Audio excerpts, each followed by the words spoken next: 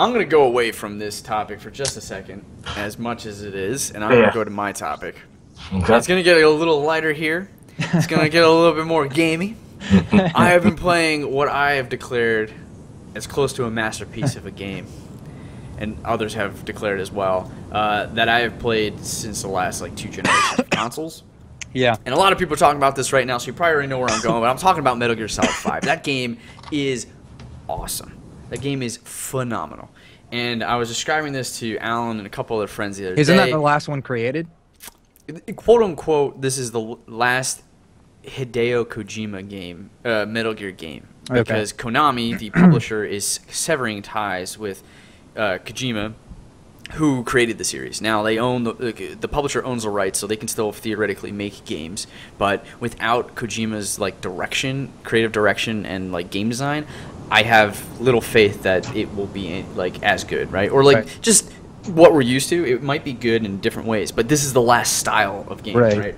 Now this game has 2 chapters, and it opens up as being one of like the cool, like it is Metal Gear the way like he's always imagined it, right? It's this open world stealth action gameplay with systems and mechanics in place to emphasize stealth gameplay more than I've ever experienced in a game before. Like, you are so motivated to be stealthy and take people out without killing them because of all the benefits you get. Like, and it's insane too. Like, I'm jumping all over the place. So it's turning you into the modern ninja, like legitly though. Dude, yeah, forcing you to be.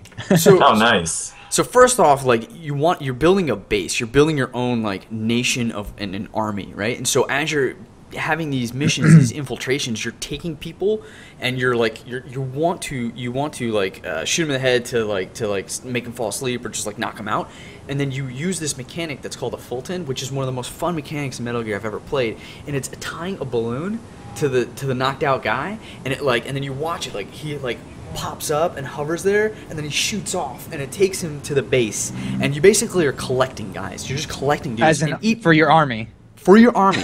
Now, I'll get into that in a minute, but like, wow. But each guy has a rating, right? He's either an E soldier, a D soldier, a C, B, A plus, A++, an S, an S plus, an S plus. And these guys basically means that like it's just a rating overall.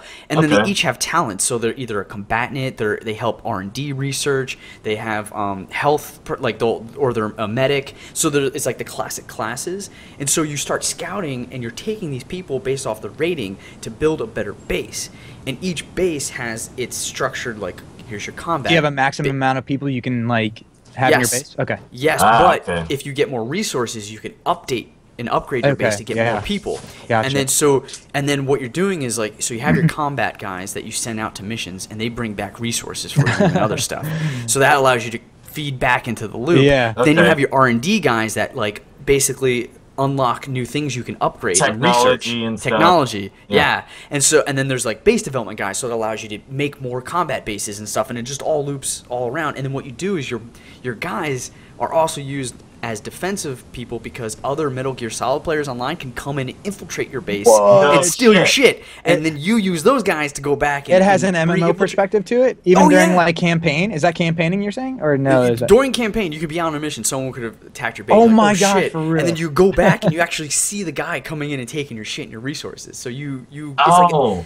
And these mechanics that I'm talking about, these like strong gameplay meta loops and these resource management is very similar, and daily rewards are very similar to mobile gaming. So they've taken a lot of like Clash of Clans and stuff, where like these passive, send your guys out, they come back with resources that you use to upgrade and stuff. It's really powerful, and it's amazing, and this is just the meta of the game, not to mention the moment-to-moment gameplay like I was talking about, like the full-ting of taking guys out, choking them, finding out where dudes are, the combat, like all the missions themselves, the missions, the story, like the fact that like you're just riding on a horse and all of a sudden you have a side mission that's like, so this is a totally different approach than any other one they've ever done, because I've never heard of this kind of thing being involved in a Metal Gear Solid game. Like this is what he's been working towards. Like, I don't know if you're the promoter for it or not, because you're getting me to want to buy this game. I'm already thinking about it. I'm like, dude, this sounds like a badass game, man. It is really fun. Let's see your shirt, and if it says he's like, I promise, it's straight gray. So it's got classic story elements of Metal Gear. It's full. It's like bringing the story full circle. You're just having a lot of fun. The moment to moment gameplay is a lot of fun too. Like this loop of going in, and taking everybody out, basically shopping for soldiers. Yeah, exactly. Like, and then getting that objective and getting out is just it's hella fun. I got a question for you, Clay. So yeah. Can you actually, like, when you're fighting someone's base, like another person's base, can you take their guys? Like, say you have like this badass S++ guy, and he comes in and takes him. You're like, that son of a bitch is gonna die. I'm pretty sure you can. I'm pretty sure you can knock out guys and take them out. Are you able to like real time, challenge somebody who's trying to take over your base, or is it like it's all automated for you? It's real time. Oh no way! A guy is in your base running around, and you're running around trying to kill him. Yeah. Oh my gosh, this is awesome. Yeah, my friend. So can it happen only that way, or it can definitely happen even while you're not involved and not online? When you're not involved as well, I believe. Oh wow, that's super cool. So and there's a league basically, and it shows your espionage rank and your infiltration rank. Yeah. And then this and you can. So totally like you're saying, the Clash of Clans route. You've got your base that's a Clash of Clans while you're going out doing your missions at the same time building your base and competing against other people. Yeah, because here's the thing. That's brilliant. Here's the thing. While you're on missions, there's things like mortars and giant turrets. You can Fulton those back to your base, and those are used by your AI soldiers as defensive stuff. You can Fulton tanks so that you can go on better missions, send your guys out to get better resources. They can recruit other soldiers that you can send them on. This is right. Sick. So yeah, so vehicles, all vehicles, or just like all vehicles. So vehicles, people, doesn't matter. Yeah. What about like walls? Like, do you have? You can't do walls, no. Okay, gotcha. But you can do animals that range and stuff. So you can get wolves, you can get bears, you can get birds, you can get like herbivores, and you actually build your own zoo. So you can go in, you can kind of see all the animals that you've got. Yeah, dude, it's insane. And so you're still walking around like, is it like third person view, like in the game? Like, okay, what? And it's like a huge map. It's just open world. Oh, and what you do is the helicopter takes you from place to place and also takes you from continent to continent. So the two continents that are available to you are Africa and then Afghanistan. So you have this very jungly kind of Africa and then this very desert kind of vibe. Can you control the helicopter? Or it's like a... You can't, like, as you're going into base, you can jump on the turret, the Gatling gun, and shoot if you want. Pretty cool. But for the most part, you're like, dude, pick me up or take me here. Gotcha. That's pretty cool. Now the shame of the whole thing. So that like it's I've on built Xbox this game for up. you. That's the no, it's on every. It's on Xbox One. It's on PS4. So you guys can buy it. Yeah. But the problem is that I do not believe so that's chapter 1. When you get into chapter 2, what they've essentially done is like that chapter 1. We're just gonna redo these missions and on harder difficulty. And what you start to see is these piecemealed cutscenes kind of thrown in, and it doesn't really. It makes sense, but not necessarily as smooth or as well as chapter 1. And so what I've hypothesized, and I think I'm pretty close, is that they ran out of time, and Konami wanted this game to come out. Hideo Kojima, his swan song of a game, is not able to be finished essentially, and so this masterpiece of a game just has gotten cut short. Like apparently there's supposed to be a 3rd chapter, so like all this stuff feels rushed. Things don't make sense. They're just like throwing stuff kind of at the end. You're like, man, like I really like. It's just a shame because I don't know if I've ever had this experience where like I'm so close to a game where this could have been the best game. Yeah, it could have been this good, and it's not now, and it just sucks. That's one thing we were talking about before on a topic about games getting canceled on you, and we're like, oh, how does that make you feel when a game gets canceled on you and you got it pre-ordered or whatnot? But like in a situation like this would be one where it's like, okay, extend it out then in that case, make it the best game. Don't worry so much about that deadline. It's so much just get it and be completed with it and make it, like you said, the best game possible. Because I'm sitting here on Facebook and I'm looking at, I forget what it's called, it's some group that starts with a P, Polygon, right? Mm-hmm. Polygon is doing game reviews of Tony Hawk's new game, right? And they literally say, don't buy Tony Hawk's new game. And it's just looking at all these different scenes over and over and over, cuts of just like ridiculous ass things happening. That's like, wow, these are total serious huge bugs or just bad game development or something was going on here. This looks like fucking shit. And you can go sell it for $60 a pop. Like, that's not cool that people can go put out their games out there that are just not complete, or just like half-assed and still make that money. That's not fair to the gamer themselves and the consumer. You know, like, wow, you could have had the best game. It could have been the Chapter 3, but because of these companies' due dates or whatever the case is, they it's like missed now an opportunity to be a part of. Yeah, and it's like, because they're all just like, once again, going back to the corporation idea, they're just looking for the profits. They're not looking for the quality or for the consumer or for the gamer themselves. And well, to call that the best game of all time, you know? And a lot of times, it's not the developer's fault. It's really it's the publishers, right? Like they just have lofty, unrealistic expectations, or they cut corners in bad ways. Or they got $1 billion on mine, and that's all they want to see, and they don't care about how the game is at all, or about any of the gamers involved in it, or any of the fans whatsoever. Which, at the end of the day, they should care about, because that's the person buying your games and keeping you a job. Like that's what I was about to say. Yeah, I mean, think about it. They're gonna lose then their customers, and then eventually, hey, they're not going to have the profits and going to have to shut their doors. So that's where you got to find that balance, of course, you know, because you don't want to be on a game for 12 years and not release it, you know. Now, here's the bad thing. If there's not groups like Polygon showing me a video of, like, look how terrible this game is, don't go buy it, I'm probably going to be one of those people that goes and buys Tony Hawk to find out later on that I shouldn't have bought it.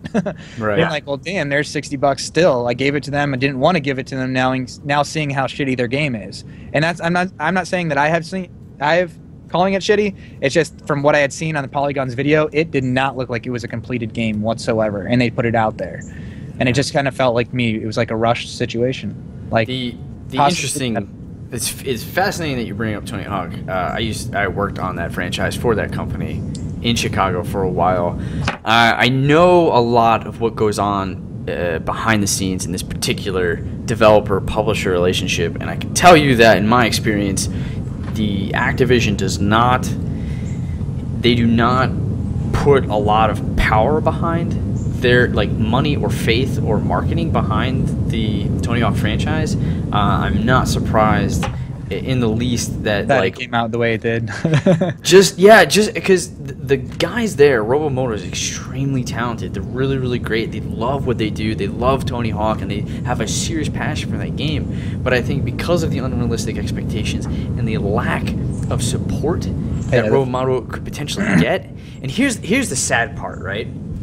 Tony Hawk, as of right now, critically is a failure, but profit-wise, for how much money it probably took Activision to, the amount of money they gave Robomoto to make that game, I bet it's already made its money back. Yeah. Because there's the hardcore cult people who will buy that game, spend the money, and they know that. That's the business. We're going to definitely get $5 million from But we're going to get all the skaters in the world that want to play the only skating video game in existence. So we're going to basically give you $2 million to make the game and make a $3 million profit. And we don't care if it's bad game, because these people are definitely going to give us $5 million. And then and then, you know, and what Polygon said is look, you're just killing the brand. Eventually this brand is going to fall apart, and who knows, maybe it will, maybe it won't. Look, it's obviously not for a mainstream audience. It's for those hardcore people. So you don't want to give $60, but you know what? That hardcore skater guy, that's his jam, man. Yeah. He'll do it. And that sucks. Yeah. That kind of sucks. You got to vote with your dollars. Vote with your dollars. You got to vote with your dollars. Hey, I like that motto right there. Yeah. So getting back to Metal Gear Solid, though, you got me kind of still thinking, even though I get it, Chapter 2 kind of seems like it was just Chapter 1, kind of mixed up and wasn't put together that well, but regardless, that sounds like and don't get me wrong, interesting games ever still, mixing that MMO style, Clash of Clans, base setup with, the Metal Gear Solid missions that you get to run and the style of gameplay. Right, and I don't know what other game that could be really awesome like that out there that could be coming out at all, but Dark Souls 3. And don't get me wrong, what I'm saying, Chapter 2 is fine, but what I'm really saying is that the only reason why this game is not perfect is because of those little things. Yeah. So even though they have these things, it doesn't mean it's not a good game. It is amazing. It's just not perfect, and it's crazy to think that it absolutely could have been perfect. Yeah. So I would still highly suggest getting your hands on that game and playing it if you can. Cool. It is super, super fun. So. Very cool. Yep. I'm gonna move on to our next topic because I have gushed enough over Metal Gear. Yes. Pick me. First. Pick me. Oh, but first I was gonna break for just a second. Yeah. Okay. Good.